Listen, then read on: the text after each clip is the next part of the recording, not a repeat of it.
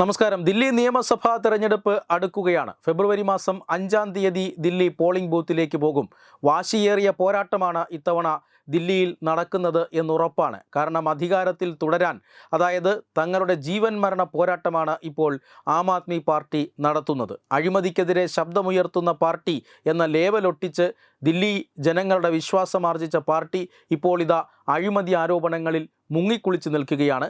വെറുതെ ആരോപണങ്ങൾ മാത്രമല്ല, ആ അഴിമതി കേസുകളിൽ കോടിക്കണക്കിന് രൂപയുടെ അഴിമതി കേസുകളിൽപ്പെട്ട് ജയിൽവാസം അനുഷ്ഠിച്ച് ഇപ്പോൾ ജാമ്യത്തിലിറങ്ങി നിൽക്കുകയാണ് ആം ആദ്മി പാർട്ടിയുടെ മുൻനിര നേതാക്കന്മാരെല്ലാം തന്നെ.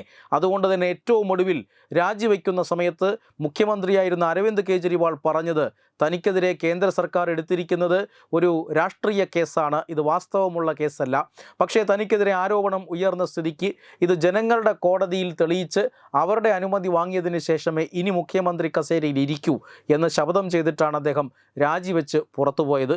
അതുകൊണ്ട് തന്നെ ഈ തെരഞ്ഞെടുപ്പിൽ തോറ്റാൽ തീർച്ചയായും അരവിന്ദ് കെജ്രിവാൾ അഴിമതിക്കാരനാണ് എന്ന് ജനങ്ങളും വിധി എഴുതി എന്ന ഒരു രീതിയിലേക്ക് കാര്യങ്ങൾ മാറും. പക്ഷേ BJP ഈ ഒരു ആം ആദ്മി പാർട്ടിക്ക് പറ്റിയിട്ടുള്ള പരിക്ക് അത് കൃത്യമായി അറിഞ്ഞിട്ടുണ്ട്. അവർ അത് ജനങ്ങളുടെ ഇടയിലുള്ള ജനവികാരം കൃത്യമായി മനസ്സിലാക്കിയിട്ടുണ്ട്.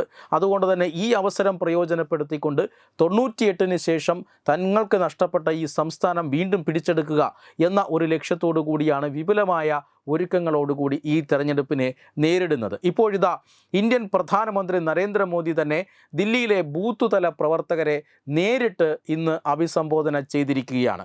ദില്ലി തെരഞ്ഞെടുപ്പിനെ എത്രമാത്രം BJP ഗൗരവത്തോടെ കാണുന്നു എന്നതിൻ്റെ ഒരു ഉദാഹരണമാണിത്. ഓരോ ബൂത്ത് പ്രവർത്തകനെയും ഇപ്പോൾ പ്രധാനമന്ത്രി നരേന്ദ്രമോദി നേരിട്ട് അഭിസംബോധന ചെയ്തിരിക്കുന്നു.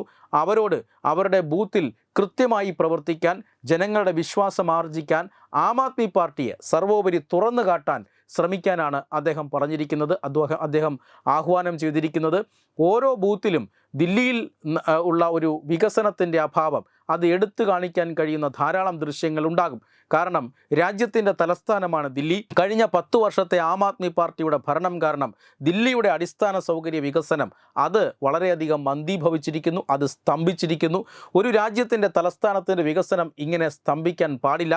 ആം ആദ്മി പാർട്ടി എപ്പോഴും വിവാദങ്ങൾ ഉണ്ടാക്കുകയും അതിൽ ജനങ്ങളെ വിവാദത്തിലാഴ്ത്തിക്കൊണ്ട് കാതലായ പ്രശ്നങ്ങൾ മറയ്ക്കാൻ ശ്രമിക്കുകയും ചെയ്യുന്ന പാർട്ടിയാണ്.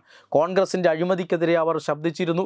ഇപ്പോൾ BJPക്കെതിരെ പലതും പറയുന്നുണ്ട്. എന്ന് മാത്രമല്ല, നരേന്ദ്രമോദിക്കെതിരെ പല വിവാദങ്ങളും ഉയർത്തിവിടുന്നു. അതുമാത്രമല്ല, ലോക്സഭാ തെരഞ്ഞെടുപ്പിൽ 7 ലോക്സഭാ മണ്ഡലത്തിലും പരാജയപ്പെട്ട ചരിത്രമാണ് ഇപ്പോൾ ആം ആദ്മി പാർട്ടിക്കുള്ളത്.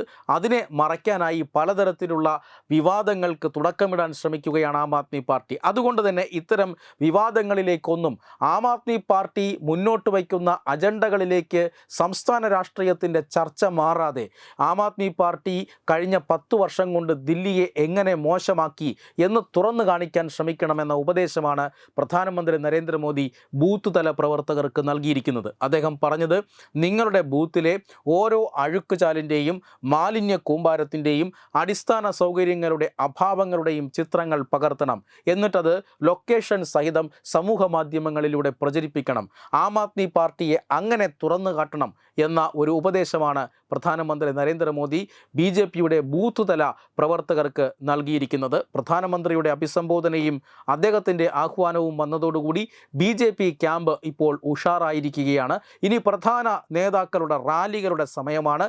ആം ആദ്മി പാർട്ടിയുടെയും BJPയുടെയും അതുപോലെ തന്നെ കോൺഗ്രസിൻ്റെയും ഒക്കെ വൻ റാലികൾ ഉണ്ടാകും. കോൺഗ്രസിന് വേണ്ടി രാഹുൽ ഗാന്ധിയും പ്രിയങ്ക ഗാന്ധിയും തെരഞ്ഞെടുപ്പ് പ്രചരണത്തിന് ഇറങ്ങുന്നു എന്ന വാർത്ത വരുന്നുണ്ട്. പക്ഷേ ദില്ലിയിൽ അത് വലിയ ചലനങ്ങൾ ഉണ്ടാക്കില്ല എന്നുറപ്പാണ്.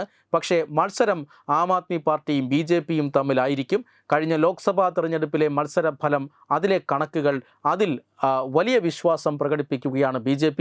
അത് ആവർത്തിച്ചാൽ ദില്ലി എന്ന രാജ്യ തലസ്ഥാനം 98-ന് ശേഷം ഇതാദ്യമായി പിടിച്ചെടുക്കാൻ സാധിക്കുമെന്ന വിശ്വാസത്തിലാണ് BJP.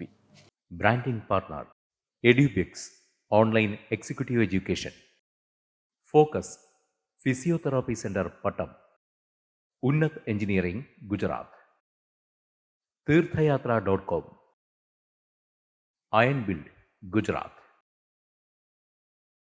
Powered by Jyothis, realising your dream home.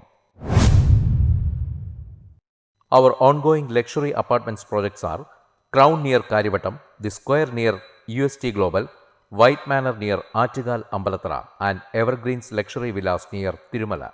Call 90482 55599. Jyotis Building Promoters Private Limited, Thiruvananthapuram.